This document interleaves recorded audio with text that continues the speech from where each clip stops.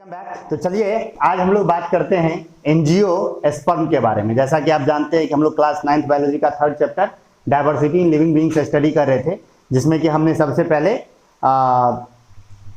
Kingdoms के बारे में पढ़ना शुरू किया और 5 किंगडम के बारे में पढ़ना था। 5 किंगडम में सबसे पहले हमने किंगडम मोनेरा के बारे में पढ़ा, जो कि यूनिसेलुलर प्रोकार्योट्स का किंगडम था। फिर हमने किंगडम प्रोटिस्टा के बारे में पढ़ा, जो कि यूनिसेलुलर यूकार्योट्स का किंगडम था। फिर हमने किंगडम फंगी के बारे में बात की। किंगडम फंगी क्या था? प्लांट लाइक ऑर्गेनिज्म जिनमें क्लोरोफिल नहीं था और वेस्कुलर सिस्टम नहीं था। और फिर हमने बात की किसके बारे में? किंगडम प्लांटी के बारे में, जो कि eukaryotic multicellular autotrophic cellulose cell wall containing organism जो भी हैं वो सारे के सारे किंगडम प्लांटी में आते हैं। और फिर किंगडम प्लांटी में हमने समझा कि उसके 5 मेजर डिविजन है। पहले तो 2 हमने समझा। 2 क्या था?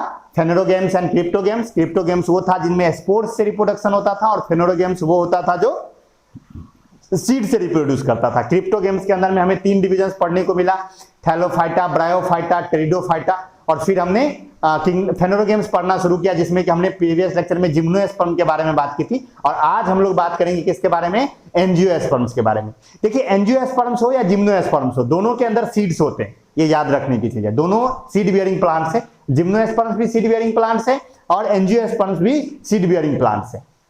डिफरेंस ये है कि जो एंजियोस्पर्म्स है उनमें जो सीड है वो किसके अंदर में बंद है? फ्रूट के अंदर में बंद है एंजियोस्पर्म्स में। और जो जिम्नोस्पर्म्स है वो नेकेड सीड वाले, यानी उनमें कोई फ्रूट नहीं है।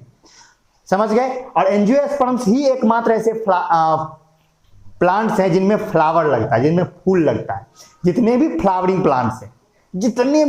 प्लांट्स हैं, आपको जो भी फूल वाला पौधा दिख रहा है दुनिया में, जहां भी आपको फूल दिख रहा है या फल दिख रहा है, फ्लावर या फ्रूट, दोनों में से कुछ भी अगर आपको दिख रहा है किसी भी प्लांट में, क्योंकि विदाउट फ्लावर फ्रूट पॉसिबल नहीं है, तो अगर फ्लावर है या फ्रूट है, कुछ भी आपको किसी भी प्लांट में दिख रहा है, जितने भी फ्लावर और फ्रूट वाले हैं सारे के सारे एंजियोस्पर्म्स को बिलोंग करते हैं। यानी सारे के सारे ऑर्गेनिज्म, सारे के सारे प्लांट्स एंजियोस्पर्म के मेंबर हो जाएंगे, जिस किसी में भी क्या है? फ्लावर है या फ्रूट है। समझ के बाद क्लियर है कि कौन सा प्लांट्स इसमें आएगा? समझ में आया? दुनिया में लगभग एंजियोस्पर्म्स के लगभग 2.5 लाख मेंबर हैं, लगभग 2.5 लाख स्पीसीज हैं जो किसके अंदर में फॉल करते हैं? एंजियोस्पर्म के अंदर में फॉल करते हैं। ये सबसे ज्यादा डाइवर्स किंगडम प्लांटी का ग्रुप है। किंगडम प्लांटी में जितने भी ग्रुप हैं, 5 ग्रुप पढ़ा ना आपने, Thallophyta, bryophyta, pteridophyta, gymnosperm, angiosperm, जिसमें सबसे अधिक डाइवर्स, सबसे अधिक फैला हुआ, दूर दूर तक फैला हुआ कौन है? एंजियोस्पर्म्स है। कैसे ये फैला दूर दूर तक हम लोग समझेंगे आगे, लेकिन सबसे ज्यादा डाइवर्स यही है। और नियरली 2.5 लाख यानी कि 2,50,000 मेंबर्स है किसके? एंजियोस्पर्म्स के। नियरली, जिसका हमें भी पता है, नॉन है, अननोन तो और भी होंगे, रियली खोज हो रही है ना। तो ये चलिए ठीक है, इसके बारे में बात करते हैं। बॉडी के बारे में बात करें, हाईली डेवलप्ड बॉडी है, बॉडी वेल डिफरेंशिएटेड है, root, stem, leaves well differentiated है, ब्रांच्ड बॉडी है, जो स्टेम जो है पूरा ब्रांच्ड है। यानी कि सबसे ज्यादा डेवलप्ड, सबसे अधिक डेवलप्ड किंगडम प्लांटी का कौन है? एंजियोस्पर्म्स। हाईली डेवलप्ड, सबसे अधिक डेवलप्ड एंजियोस्पर्म ही है। समझ गए बात? तो most developed plants, well differentiated body, true stem, true leaves, true root, सब कुछ पूरी तरह से होगा। आगे अगर बात करें तो अगर इसका वेस्कुलर सिस्टम की बात करें, इसका वेस्कुलर सिस्टम वेल डेवलप्ड है, well developed vascular system. Well developed vascular system कहने का मतलब है कि जाइलम, फ्लोएम पूरी तरह से होगा। जाइलम के चारों कंपोनेंट मौजूद होंगे। जाइलम के 4 कंपोनेंट आपने पढ़ा है, जाइलम के 4 कंपोनेंट आपने पढ़े होंगे। क्या क्या? Xylem parenchyma, xylem vessels, tracheids and xylem sclerenchyma, या जाइलम फाइबर कहते थे। 4 कंपोनेंट्स। और ठीक उसी तरह नेक्स्ट अगर बात करें किसमें? फ्लोएम में, तो फ्लोएम भी 4 तरह का, sieve tube, companion cells, phloem parenchyma and phloem fibres या फ्लोएम एस्केलेनकाइमा, चारों के चारों कंपोनेंट, यानी कि पूरी तरह से डेवलप्ड वेस्कुलर सिस्टम। यही रीजन है कि फ्लावरिंग प्लांट इतने फैले हुए हैं, ये भी एक रीजन है। वैसे साइंटिस्ट अभी भी इस बात पर रिसर्च कर रहे हैं कि फ्लावरिंग प्लांट्स इतने ज्यादा डाइवर्स कैसे हो गए, लेकिन ये भी एक रीजन है क्योंकि वेस्कुलर सिस्टम इतना जबरदस्त है कि वाटर कंडक्शन बड़ा जबरदस्त तरीके से होता है, फूड कंडक्शन बड़ा जबरदस्त तरीके से होता है, तो किसी भी क्लाइमेट में ये सर्वाइव कर लेते हैं। ये भी इसका एक रीजन है इतना ज्यादा डाइवर्स होने का। तो वेल डेवलप्ड वेस्कुलर सिस्टम, ये भी एक बात है। अब इसकी बात करें रिप्रोडक्शन की, तो ये रिप्रोड्यूस करता है सेक्सुअली। रिप्रोड्यूस करता है क्या? सेक्सुअली। और फ्लावर होता है इनमें। इनका जो मेल रिप्रोडक्टिव पार्ट है और फीमेल रिप्रोडक्टिव पार्ट है वो मौजूद होता है किसके अंदर? फ्लावर के अंदर। किसके अंदर? फ्लावर के अंदर। ये याद रखने की चीज है। अब तक आप जहां भी जो भी प्लांटी का मेंबर आपने पढ़ा, किसी में फ्लावर नहीं था, इसमें फ्लावर है। समझ गए? तो एंजियोस्पर्म्स के जो मेंबर होते हैं वो फ्लावर बियर करते हैं, और उसका जो मेल रिप्रोडक्टिव पार्ट है और फीमेल रिप्रोडक्टिव पार्ट है उसी फ्लावर के अंदर मौजूद होता है। दो तरह के फ्लावर होते हैं एंजियोस्पर्म। फ्लावर की बात करो तो दो तरह के फ्लावर्स होते हैं, एक होता है यूनिसेक्सुअल फ्लावर और एक होता है बाइसेक्सुअल फ्लावर। कई ऐसे प्लांट्स हैं जिनमें यूनिसेक्सुअल फ्लावर लगता है। यूनिसेक्सुअल फ्लावर कहने का मतलब है कि फ्लावर के अंदर में या तो मेल पार्ट होता है या फीमेल पार्ट होता है। समझ गए? जैसे कि पपाया, पपीता जो होता है उसमें जो फूल खिलता है, तो आप देखेंगे दो तरह का पपीता होता है। आपके गांव घर में देखे होंगे, अगर पपीता का पेड़ आप देखे होंगे या पपीता का पौधा आप देखे होंगे, तो पपीता, एक पपीता का पौधा ऐसा होता है जिसमें खाली फूल खिलता है, फिर उसमें फल नहीं आता है। और एक होता है कि जिसमें फूल खिलता है और बाद में उसमें पपीता भी लगता है। तो जिसमें फूल सिर्फ खिल के रह गया, फ्रूट नहीं आया, समझ जाइए वो मेल पपाया है। पपाया में मेल फीमेल अलग अलग होता है। समझ के बाद वाटरमेलन में भी मेल फीमेल होता है। तरबूज का कहीं ऐसा होता है कि लत्ती बड़ा बड़ा हो जाएगा, उसमें तरबूज फड़ेगा ही, सिर्फ फूल खिल के रह गया, मतलब है कि वो क्या है? मेल है। समझ गए बात? तो कई ऐसे फ्लावर्स हैं जो यूनिसेक्सुअल होते हैं, यानी कि आइदर यो तो मेल रिप्रोडक्टिव पार्ट ही होगा उसके पास या फीमेल रिप्रोडक्टिव पार्ट होगा। और कई ऐसे फ्लावर होते हैं जो बाइसेक्सुअल होते हैं, यानी उनमें मेल और फीमेल एक साथ मौजूद होता है। ज्यादातर तो बाइसेक्सुअल ही है, ज्यादातर क्या है? बाइसेक्सुअल ही।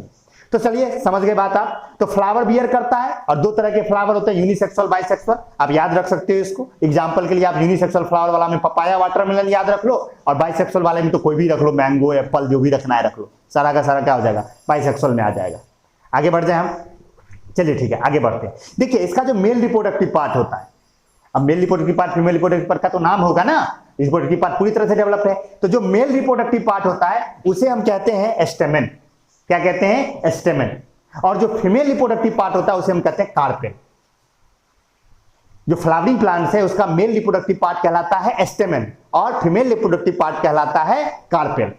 अगर आप देखो यहां पर मैंने डायग्राम बनाया है, इजी सा डायग्राम है, सिंपल सिंपल सा डायग्राम। आपके नोट में भी एक अच्छा सा डायग्राम दिया गया है। तो यहां देखिए, यहां पर आपको जो दिख रहा है, ये पर्पल कलर से जो आपको दिख रहा है वो इसका मेल पार्ट दिख रहा है। आपको देख रहे हैं नीचे में एक ऐसे रस्सी, एक फिलामेंट जैसा है, ये फिलामेंट है, और ये जो आप देख रहे हैं बायलोब सा फिगर, ये इसका एंथर है। समझ गए? तो दिस इज इट्स एस्टेमेन। एस्टेमेन दो चीजों से बना, क्या क्या? नीचे में फिलामेंट, ऊपर में एंथर। इसी एंथर के अंदर में मेल गैमेट बनेगा जिसे हम पॉलन ग्रेन्स कहेंगे। एंथर के अंदर में ही क्या बनेगा? मेल गैमेट बनेगा जिसे हम क्या कहेंगे? पॉलन ग्रेन्स कहेंगे। आया समझ में? तो आगे बढ़ते हैं। फीमेल रिप्रोडक्टिव पार्ट की बात करें तो वो है कार्पेल। कार्पेल में तीन चीजें होती है, स्टिग्मा, स्टाइल एंड ओवरी। ये जो बीच में आप देख रहे हैं ये है इसका female reproductive part, stigma, style and ovary. समझ गए बात? स्टिग्मा जो होता है सबसे टॉप पर है और ये चिपचिपा सा होता है। पॉलन ग्रेन जो एंथर से उड़ेगा या एंथर से जो पॉलन ग्रेन आएगा वो इसी स्टिग्मा पर चिपकेगा, और चिपकने के बाद ये इस स्टाइल के थ्रू पॉलन ट्यूब बनाता है। अगर आप क्लास 7th में पढ़े हो तो आपको फ्लावरिंग प्लांट में सेक्सुअल रिप्रोडक्शन पढ़ाया गया होगा। तो यहां से स्टिग्मा पर पॉलन चिपकेगा और पॉलन ट्यूब बनाएगा, और इस स्टाइल, ये जो है बीच में, ये जो आपको दिख रहा है ये स्टाइल है, ठीक है? ये स्टाइल कनेक्ट करता है स्टिग्मा को ओवरी से। किससे कनेक्ट करता है? स्टिग्मा को ओवरी से कनेक्ट करता है। तो इस स्टिग्मा पर जब पॉलन ग्रेन फॉल करेगा, एंथर से पॉलन ग्रेन आएगा स्टिग्मा पर। This process is called pollination. Anther से पॉलन ग्रेन का, देखिए जो भी मैं बता रहा हूं ध्यान से सुनते चलिए। एंथर से पॉलन ग्रेन का स्टिग्मा के ऊपर ट्रांसफर होना, transfer of pollen grain from anther to stigma is called pollination. तो पॉलिनेशन हुआ, पॉलन ग्रेन आ गया स्टिग्मा के ऊपर, इस पे आते ही ये पॉलन ट्यूब बनाएगा, और वो पॉलन ट्यूब नीचे की ओर बढ़ेगा, स्टाइल से पास होते हुए ओवरी में पहुंचेगा। ये जो सबसे नीचे वाला पार्ट आप देख रहे हो कार्पेल का, सबसे लोअर पार्ट जो कि फूला हुआ है, दिस इज ओवरी। और इसी ओवरी के अंदर बंद है ओव्यूल। ओवरी के अंदर क्या बंद है? ओव्यूल। और उसी ओव्यूल के अंदर मौजूद है फीमेल गैमेट, एग या ओवम। समझ के बाद? ओवरी के अंदर ओव्यूल और ओव्यूल के अंदर है फीमेल गैमेट जिसे हम ओवम या एग कहते हैं। तो और पॉलन ग्रेन जो है उसमें मेल गैमेट है, तो पॉलन ग्रेन फॉल करेगा, पॉलन ट्यूब बनाएगा, और वो पॉलन ट्यूब इस स्टाइल को पार करेगा, ओवरी के अंदर जाएगा और ओव्यूल के अंदर इंटर करेगा, और ओव्यूल के अंदर में मौजूद ओवम को जाके फर्टिलाइज कर देगा, फर्टिलाइजेशन हो जाएगा। समझ गए? तो यहाँ क्या क्या याद रखने की चीज है आपको कि male reproductive part and female reproductive part both are present in flower. Okay, there are two types of flower, unisexual flower, bisexual flower. Flower में मेल जो पार्ट है it is called stamen. Stamen में दो चीजें, filament and anther. Anther produces pollen grain. Pollen grain बन जाएगा. Pollen grain के अंदर मेल गैमीट है. वो मेल गैमीट, वो पॉलन ग्रेन ट्रांसफर होगा किस पर? फीमेल रिप्रोडक्टिव पार्ट पर. Female reproductive part is called carpel. Carpel के अंदर तीन चीजें, एस्टिग्मा, स्टाइल, ओवरी. एस्टिग्मा के ऊपर में पॉलन आके चिपकेगा, फिर वहां से पॉलन ट्यूब बनाएगा, स्टाइल को पार करेगा, ओवरी के अंदर जाएगा. ओवरी के अंदर मौजूद है ओव्यूल. ओव्यूल के अंदर मौजूद है ओवम जो कि है फीमेल गैमीट. वो पॉलन ग्रेन से स्टिग्मा पर गिरने के बाद पॉलन ट्यूब बनाएगा. वो पॉलन ट्यूब इंटर करेगा, स्टाइल के नीचे जाएगा, ओवरी के अंदर जाएगा. ओवरी के अंदर वो ओव्यूल में चला जाएगा और ओव्यूल के अंदर जाके उस पॉलन ट्यूब से क्या होगा? फिर मेल गैमीट आएगा और ओवम को फर्टिलाइज कर देगा. फर्टिलाइजेशन हो जाएगा. फर्टिलाइजेशन जो ही होगा जाइगोट फॉर्म हो जाएगा. मेल फीमेल गैमीट जो ही मिलता है, फर्टिलाइजेशन होता है तो क्या बन जाता है? जाइगोट बन जाएगा. और जाइगोट बनेगा और फिर वो जाइगोट डिवाइड करके क्या फॉर्म कर देगा? एम्ब्रियो फॉर्म कर देगा. क्या फॉर्म कर देगा? एम्ब्रियो फॉर्म कर देगा. यहां मैंने फ्लावर के बाकी पार्ट्स भी बताया है, ये फिर आपको क्लास 10th में पढ़ना ही है, लेकिन फिर भी देख लीजिए. फ्लावर का जो फ्लावर जो जिस एक डंठल होता है जिससे वो स्टेम से जुड़ा हुआ होता है. कोई भी फूल होता है तो वो प्लांट से जुड़ा हुआ होता है, उसके स्टेम से जुड़ा हुआ होता है ना, एक डंठल के द्वारा, जिसे हम स्टॉक कहते हैं. स्टॉक के ऊपर जाएगा तो एक सोलेंट पार्ट होता है जिसे हम थैलेमस कहते हैं. फिर उसके नीचे में हरे हरे कलर की सेपल्स होती हैं जो कि फ्लावर को पहले बंद किया होता है. फूल जब खिला नहीं होता, जब वो कली के फॉर्म में होता है तो उसके चारों तरफ हरा हरा कलर का एक कवरिंग होता है ना, दिस इज कॉल्ड सेपल्स, जो हरा हरा है. और जब ये सेपल्स खुलता है तो ये सेपल्स सबसे नीचे चला जाता है और फिर फूल के पंखुड़ियां निकलती है, पेटल्स निकलती है, जो कि कलरफुल पार्ट होता है. पेटल्स, सेपल्स, सेपल्स के बाद पेटल्स, और पेटल्स के बाद क्या आएगा? मेल रिप्रोडक्टिव पार्ट जो कि स्टेमेन है. और सबसे अंदर में क्या है? Female reproductive part. ये फ्लावर का अरेंजमेंट है. आई होप आपको फ्लावर समझ में आया होगा. तो पॉलिनेशन होगा, पॉलिनेशन के बाद फर्टिलाइजेशन होगा, फर्टिलाइजेशन होने के बाद जाइगोट बन जाएगा. वो जाइगोट फिर डिवाइड करके एम्ब्रियो फॉर्म करेगा. तो देखिए अब जरा यहां समझिए, जो ही एक बार फर्टिलाइजेशन हो गया, एक बार फर्टिलाइजेशन हो गया तो ये सेपल्स झड़ जाएंगे, पेटल्स झड़ जाएंगे, एंथर, स्टेमेन, फिलामेंट ये सब झड़ जाएगा, स्टिग्मा सूख जाएगा, स्टाइल सूख जाएगा, बच जाएगा सिर्फ ओवरी. क्या बच जाएगा? सिर्फ ओवरी. ये ओवरी अब स्वेल करना शुरू करेगा, फूलना शुरू करेगा और यही ओवरी बन जाएगा फ्रूट. यही ओवरी क्या बन जाएगा? फ्रूट. और जो वो ओव्यूल था ओवरी के अंदर वो मैच्योर होके बन जाएगा सीड. वो मैच्योर होके क्या बन जाएगा? सीड. और उस सीड के अंदर क्या मौजूद होगा? एम्ब्रियो, जो कि ओव्यूल के अंदर ओवम था, वो फर्टिलाइज हुआ, जाइगोट बना, जाइगोट से वो एम्ब्रियो बन गया. तो ओव्यूल बन गया पूरा का पूरा सीड. और सीड के अंदर मौजूद है क्या? एम्ब्रियो. और प्लस उसके अंदर मौजूद होता है इंडोस्पर्म, जो कि उस फूड को नहीं, सीड को फूड देता रहता है, उसे जिंदा रखता है. एम्ब्रियो को जिंदा रखता है कौन? इंडोस्पर्म. उसे लगातार सारे न्यूट्रिशन प्रोवाइड करता रहता है. समझ में आया? आई होप आपको समझ में आ गया होगा. तो क्या रीजन था कि जिम्नोस्पर्म में फ्रूट नहीं था? क्योंकि वहां ओवरी नहीं था. मैंने बताया था ना कि उसका जो ओव्यूल था वो नेकेड था. ओव्यूल नेकेड था इसलिए ओवरी नहीं थी. ओवरी नहीं थी इसलिए फ्रूट नहीं हुआ. यहां पर ओवरी है तो वही ओवरी बाद में क्या बन गया? फ्रूट बन गया. आई होप आपको समझ में आया होगा. तो ये फ्रूट बन जाता है और फ्रूट बनने के बाद उसके अंदर सीड्स होते हैं. सीड के अंदर में क्या क्या चीज है? सीड के अंदर दो चीजें हैं भाई. पहला है इंडोस्पर्म एंड दूसरा है एम्ब्रियो. क्या क्या है? इंडोस्पर्म और एम्ब्रियो. अब एम्ब्रियो के अंदर जाओगे, मैंने क्या कहा? ये ओवरी, मैंने क्या कहा? जो ओवरी है वो ओवरी स्वेल करके क्या बन गया? फ्रूट बन गया. क्या बन गया? फ्रूट बन गया. बाकी सब झड़ गए, सेपल्स, पेटल्स, स्टिग्मा, स्टाइल सब झड़ गया, एंथर, फिलामेंट सब झड़ जाएगा. और जो ओव्यूल है, ओव्यूल है वो क्या बन जाएगा? सीड. सीड के अंदर क्या क्या है? सीड के अंदर दो चीजें हैं. इंडोस्पर्म जो कि फूड है किसका? एम्ब्रियो का. और एक है एम्ब्रियो. क्या है? एम्ब्रियो. एम्ब्रियो के अंदर में भी तीन चीजें हैं भाई. एम्ब्रियो के अंदर में भी कितनी चीजें हैं? तीन चीजें हैं. First is radical, second is प्लीम्यूल and third is cotyledon. ध्यान से सुनना. एम्ब्रियो के अंदर में भी क्या है, रेडिकल है, प्लीम्यूल है और कॉटिलेडन है। ठीक है, अगर आप बात करो तो जो कॉटिलेडन है, अब हम समझेंगे कि रेडिकल क्या है, प्लीम्यूल क्या है और कॉटिलेडन क्या है। जो ये रेडिकल है वो फ्यूचर रूट है, यानी जब ये सीड जर्मिनेट करेगा, तो ये रेडिकल सबसे पहले बाहर आएगा। एम्ब्रियो का कौन सा पार्ट सबसे पहले बाहर आएगा, रेडिकल सबसे पहले बाहर आएगा, और रेडिकल क्या करेगा, जमीन के नीचे चला जाएगा और रूट फॉर्म कर देगा। समझ के बाद जो ये प्लीम्यूल है फिर वो बाहर आएगा, क्या आएगा, फिर वो बाहर आएगा, और वो बाहर आके क्या बनाएगा, सूट बनाएगा।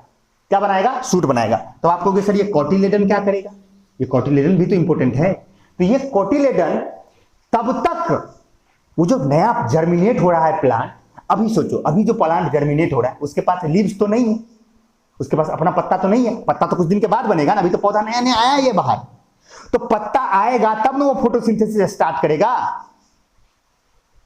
अरे प्लांट फूड बनाता है खुद से, ऑटोट्रॉफिक है, लेकिन कब बनाता है, फोटोसिंथेसिस से बनाता है। तो पत्ता आएगा तब ना पत्ता से फिर वो क्लोरोफिल सारा कुछ होगा, फूड बनाना शुरू करेगा। तो तब तक उसको जिंदा कौन रखेगा, उसको जिंदा रखेगा यही कॉटिलेडन।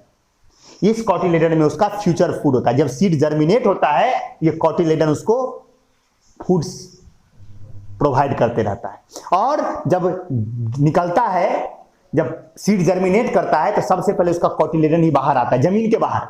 सबसे पहले तो रेडिकल बाहर आया जो कहां चला गया, नीचे, जो कि रूट बना दिया। पहले रूट ही बनता है, फिर उसके बाद प्ल्यूम्यूल बाहर आएगा, उस पे साथ जो सबसे पहला पत्ता, कोई भी फ्रूट जब बाहर आता है तो आप देखोगे एक पहले उसमें एक पत्ता, एक मोटा सा पत्ता बाहर आता है, और वो मोटा सा पत्ता जो होता है वही कॉटिलेडन होता है। इसीलिए हम कॉटिलेडन को सीड लीव्स भी कहते हैं, क्योंकि सीड से बाहर आने के बाद सबसे पहला जो लीव्स जैसा स्ट्रक्चर बनता है वो क्या होता है, कॉटिलेडन ही होता है। आई होप आपको समझ में आया होगा। आपको नहीं भी अगर कुछ आया तो आप इतना याद रखिए कि ओवरी फ्रूट बना, ओव्यूल सीड बना, और सीड के अंदर 3 चीजें मौजूद हैं। सीड के अंदर 2 चीजें मौजूद है, एंडोस्पर्म एंड एम्ब्रियो। एम्ब्रियो के अंदर 3 चीजें मौजूद है, radicle, plumule, cotyledon. Radicle root बनाएगा, प्ल्यूम्यूल सूट बनाएगा। सूट समझते हो ना, प्लांट का जमीन से ऊपर वाला पार्ट को हम सूट कहते हैं। तो प्ल्यूम्यूल सूट बनाएगा, सूट में आ जाता है स्टेम, लीव्स, ये सब। और कॉटिलेडन जो है, जिसे हम सीड लीव्स भी कहते हैं, ये फूड है। किसका, वो किस समय फूड देगा, जब अभी पौधे के अंदर अपना लीव्स नहीं आया है, तब तक उसे फूड देने का काम कौन करेगा, कॉटिलेडन करेगा। और इसे हम सीड लीव्स क्यों कहते हैं, क्योंकि सबसे पहले जो बाहर आता है रूट में, सीड में से सबसे पहले जो बाहर आता है ऊपर की ओर, वो क्या है, कॉटिलेडन है। कैप जैसा लगता है। अगर आप कभी देखे हो, कभी अगर आप गांव घर में कभी कोई बीज बोए होंगे तो आप देखेंगे कि जब उसमें से नया पौधा निकलता है उसमें टोपी जैसे ऐसे रहता है, वो टोपी जैसा जो रहता है वही कॉटिलेडन। समझ गए बात। तो नोट में डायग्राम भी दिया गया है कोटिलेडन का, तो आप देख लीजिए, वहां से भी आपको समझ में आ जाएगा कोटिलेडन। तो समझ में आ गया आपको। नोट में देखिए सारा डिफिनीशन लिखा हुआ है कि क्या है, नहीं है, रेडिकल, सारी बातें। अब देखिए कोई सीड ऐसा होता है जिसके अंदर एक ही कोटिलेडन्स होते हैं, और कई सीड ऐसे होते हैं जिनमें 2 कोटिलेडन्स होते हैं। तो एंजियोस्पर्म को भी 2 पार्ट में क्लासिफाई किया गया। First is monocotyledons and second is dicotyledons. Monocotyledons नाम से ही पता चल रहा है, मोनो, या उसे मोनोकॉट भी कहते हैं। मोनो मीन्स एक, यानी कि वैसा सीड जिसके अंदर में सिर्फ कितने कोटिलेडन हो, एक कोटिलेडन हो, क्या कहलाएंगे, मोनोकॉट। क्या कहलाएंगे, मोनोकॉट। और जिसके अंदर 2 कोटिलेडन होंगे वो क्या कहलाएगा, dicot. Monocot and dicot, these are the 2 branches of angiosperm. Angiosperm के अंदर में भी 2 डिविजन्स हो गए, मोनोकॉट एंड डाइकॉट। इसके पास क्या होगा, सिंगल कोटिलेडन होगा, और डाइकोट के पास क्या होगा, 2 कोटिलेडन होगा। डाई नाम से पता चला, डाई मतलब 2। तो जिसके पास 2 कोटिलेडन हो डाइकॉट, और जिसके पास सिंगल कोटिलेडन हो मोनोकॉट। समझ गए। अब आप कहोगे सर पता लगाने के लिए क्या आप सीड को ही देखना पड़ेगा, मोनोकॉट और डाइकॉट? हाँ, सीड को ही देखना पड़ेगा। आप देखो ना, हम बताते हैं आपको। आप जनरली कभी आपने चना को ऐसे तोड़ा है, उसके अंदर में देखिएगा 2 पार्ट निकलेगा, वो यानी कि वो क्या है, डाइकोटिलेडन है। समझ गए। आप आम का सीड ले लीजिए, उसको फोड़िए, देखिए 2 निकलेगा। आलमंड को अलग कीजिए, 2 निकलेगा। सबके अंदर में 2 रहता है। तो ये जो 2 जिसमें दिख रहा है वो क्या है, डाइकॉट, और जिसमें सिंगल है वो मोनोकॉट। जैसे राइस, चावल के दाना में 2 होता है क्या, नहीं होता है, वो मोनोकोटिलेडन है। व्हीट के अंदर में 2 होता है क्या? चना को कभी तोड़ते हो तो 2 निकलता है ना, ऐसे फुला दो चना को, ऐसे करो 2 गो निकलेगा, या आलमंड को ऐसे करो 2 गो निकलेगा, तो वो डाइकॉट है। और जिसके अंदर में सिंगल है वो क्या है? मोनोकॉट। मोनोकॉट में आपको राइस आ जाएगा, व्हीट आ जाएगा, जितने भी ग्रासेज हैं वो सारे के सारे आ जाते हैं किसमें? मोनोकॉट में। और फिर उसके बाद जो मेज जो है, मेज मतलब जो हमारा मकई होता है, उसमें वो भी क्या है? मोनोकॉट का एग्जाम्पल है। तो ये सारे मोनोकॉट के एग्जाम्पल्स हैं। और डाइकॉट के एग्जाम्पल तो आपको ग्राम हो गया, चना हो गया, आलमंड हो गया, मैंगो हो गया, एप्पल हो गया, ये सब जो है डाइकॉट, सबके सब क्या है? डाइकॉट है। आगे बढ़ जाए, आई होप आपको ये समझ में आ गया होगा। अब अगर बात करें तो क्या सर यही एक तरीका है मोनोकोटिलेडन्स और डाइकोटिलेडन्स को में यही डिफरेंस होता है कि और भी डिफरेंस होता है? और भी डिफरेंसेज होती है। क्या क्या डिफरेंसेज होती है हम उस पर बात करेंगे। सबसे पहले हम बात करते हैं मोनोकोटिलेडन्स की। तो मोनोकोटिलेडन्स में सबसे पहला चीज जो देखने वाली है, उसके लीव्स को अगर आप देखोगे तो लीव्स में पैरेलल वेनेशन होता है। पैरेलल वेनेशन का मतलब क्या? कभी आपने केला का पत्ता देखा है? केला का पत्ता में आप देखेंगे ऐसे होता है, इसका पत्ता ऐसे, और इसमें देखिएगा ऐसे ऐसे वेन्स होती है, सीधे सीधे होती है ना, दिस इज पैरेलल वेनेशन। पत्तों में क्या होता है? Parallel venation. केला पत्ता याद कीजिए, उसमें सीधे सीधे होता है ना ऐसे ऐसे, तो वो हो गए मोनोकॉट का लक्षण, पैरेलल वेनेशन। मेज भी आप देखिएगा, मेज यानी कि मकई का भी अगर आप कभी पत्ता देखे होंगे तो इसमें भी एकदम सीधा सीधा जाता है वहां तक, तो पैरेलल वेनेशन, लीव्स में पैरेलल वेनेशन इज मोनोकॉट का लक्षण। और लीव्स के अंदर रेटिकुलेट वेनेशन, रेटिकुलेट वेनेशन कहने का मतलब डाइकोट का अगर आप लीव्स देखोगे ऐसे होता है, ऐसे होता है, वेन्स ऐसे ऐसे तीतर बीतर सा होता है, तीतर बीतर सा होता है, this is reticulate venation, this is reticulate venation, ऐसा होता है पत्तों के अंदर। तो ये क्या हो गया? रेटिकुलेट वेनेशन होगा तो क्या हो जाएगा? डाइकोट। डाइकोट का जो लीव्स होता है उसमें रेटिकुलर वेनेशन होता है और इसमें पैरेलल वेनेशन होता है। समझ गए? पहली चीज याद रखने की। तो मोनोकॉट के लीव्स में क्या होता है? पैरेलल वेनेशन होता है। अब इसके रूट्स को अगर आप देखोगे, मोनोकॉट के रूट्स को देखोगे तो फाइब्रस रूट होता है। फाइब्रस रूट कहने का मतलब रूट एकदम फाइब्रस होता है ऐसे। कभी आपने धान को या गेहूं को उखाड़ा होगा या किसी भी घास को, ऐसा रूट होता है, फाइब्रस रूट होता है। किसमें? मोनोकॉट में। और डाइकोट में टैप रूट होता है। डाइकोट में टैप रूट कहने का मतलब एक मेन रूट होता है, फिर इसके अंदर से रूट ऐसे निकले हुए होते हैं, फिर इसके अंदर में ऐसे होते हैं, this is tap root system, tap root system. तो डाइकॉट के अंदर क्या होते हैं? टैप रूट सिस्टम होता है, एक मेन रूट होता है वो जो कि नीचे गया रहता है और फिर उसमें से ब्रांचेज निकली हुई होती है। और इसमें जो होता है मोनोकॉट में क्या होता है? फाइब्रस रूट होता है। ये भी एक पहचानने का तरीका। Monocot has fibrous root, dicot has tap root system. अब अगर आप देखो, अगर आप स्टेम टिश्यू आपको याद हो, जो मैंने टिश्यू में पढ़ाया था, तो आपको याद होगा मोनोकॉट और डाइकॉट, उसका जो वेस्कुलर बंडल होता है, मोनोकॉट का जो वेस्कुलर बंडल होता है वो स्कैटर्ड होता है, हर जगह मौजूद होता है पूरे अथी में। वेस्कुलर बंडल के अंदर जो जाइलम फ्लोएम है वो हर जगह मौजूद होता है। और डाइकॉट में जो है वो हर जगह स्कैटर्ड नहीं होता है, वेस्कुलर बंडल होता है, वेस्कुलर बंडल होता है। याद कीजिए स्टेम टिश्यू जो मैंने पढ़ाया था टिश्यू में, याद होगा आपको, इस तरह का एक डायग्राम बनाया था मैंने, याद कीजिए, ऐसा करके एक डायग्राम बना था, ये डाइकोट का था और मैंने मोनोकॉट का बनाया था, तो ऐसे ऐसे ऐसे ऐसे बना दिया था। ये मोनोकॉट का वेस्कुलर सिस्टम है, हर जगह मौजूद होता था, और डाइकोट इसमें याद कीजिए, डाइकोट के अंदर ये सिस्टम था। तो मोनोकॉट और डाइकोट, इसमें जो वेस्कुलर बंडल होता है वो वेस्कुलर बंडल के फॉर्म में होता है, और मोनोकॉट में क्या होता है? स्कैटर्ड होता है। आई होप आपको समझ में आया होगा। तो वेस्कुलर बंडल भी देखने से आपको पता चल जाएगा। अब अगर बात करें इसके पास, मोनोकॉट के पास वेस्कुलर कैम्बियम नहीं होता है, वेस्कुलर कैम्बियम नहीं होता है। वेस्कुलर कैम्बियम कहने का मतलब जो सेकेंडरी ग्रोथ है, जो गर्थ में बढ़ोतरी होती है, जो मोटाई बढ़ता है, मोनोकॉट्स में वो नहीं होता है, इसलिए वो ज्यादा मोटे नहीं होते हैं। डाइकोट्स मोटे मोटे होते हैं, डाइकोट्स क्या होते हैं? मोटे मोटे होते हैं। तो इनमें गर्थ नहीं बढ़ता है, मोनोकॉट्स में जनरली ज्यादा गर्थ नहीं बढ़ता है। क्यों? क्योंकि इसके पास वेस्कुलर कैम्बियम एब्सेंट होता है। और जो डाइकोट है उनमें क्या होता है? वेस्कुलर कैम्बियम प्रेजेंट होता है, सेकेंडरी ग्रोथ भी होता है। और फ्लावर को देख के भी आपको पता चल जाएगा, जो मोनोकॉट के फ्लावर होते हैं उनमें जो पेटल्स का नंबर होता है वो या तो 3 होता है या 3 के मल्टीपल में होता है। ट्राइमेरस फ्लावर, उसे हम क्या कहते हैं? ट्राइमेरस फ्लावर। तो मोनोकॉट के जो फ्लावर होते हैं उनमें पेटल्स का नंबर या तो 3 होता है या 3 के मल्टीपल में होता है। और जो डाइकोट है वो पेंटामेरस होता है, यानी कि उनमें या तो 5 पत्तियां होती हैं या 5 के मल्टीपल में होता है।